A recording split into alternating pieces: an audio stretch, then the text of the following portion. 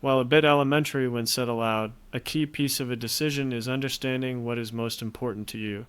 We already explored which principles are most important to you and identified the specific risks and rewards tied to this situation. So the next step is to apply those important principles to this situation. Knowing the impact of each risk and reward will aid our assessments in Chapter 8 and beyond.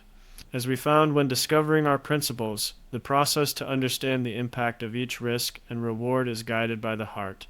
By listening to our emotions, we were able to discover which principles drive our behaviors and unconscious decisions. We can listen to our emotions about this situation in the exact same way we listen to our emotions to understand which principles we hold. Just like Mark Manson's onion approach, we can peel back the layers of our emotions about a risk or reward to understand the magnitude that our principles apply. 1. How important does this risk-reward feel, for example, scale of 1-5? 2. Why does it feel important or not important? 3. Which principle drives this feeling of unimportance? This onion approach helps us identify what is most important and serves as a sanity check for our principles. Since your principles stem from the heart, there should be alignment between which risk-rewards are most important and the principles you recognized in Chapter 3. By engaging in this exercise, not only do you understand which factors of this decision are most important to you, but you'll also know which principles are most important to you. If there is a misalignment between the principles recognized in Chapter 3 and those recognized just now, it may indicate a form of context blindness hypocrisy. This is when you pick and choose your principles situationally to suit your self-interest.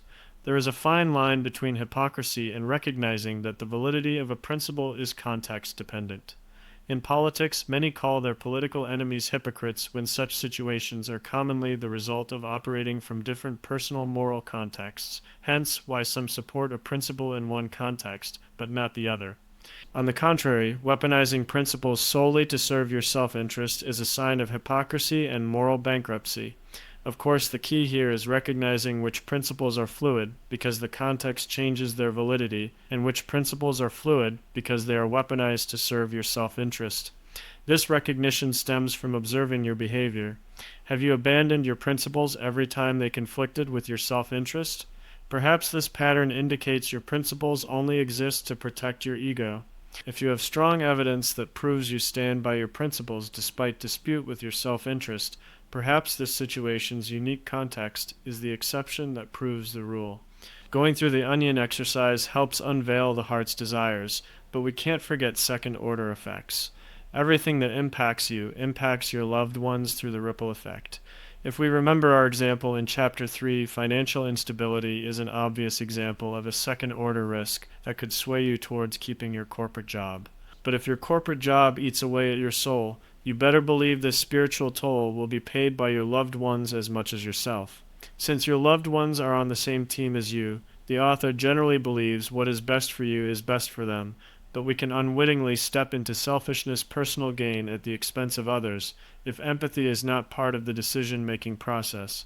By applying our principles and empathy, we should have a strong sense of the impact a risk or reward carries if it materializes. The odds are slim that any of the risks or rewards will pan out precisely as you imagined, but understanding what is most important to you and your loved ones must be one of the key drivers in your decisions. Further, it must be clear to you which risks are intolerable and which rewards are the sweetest. With a clear understanding of the risks, rewards, and their ramifications, you can sharpen your mental images by considering the likelihood of each potential result.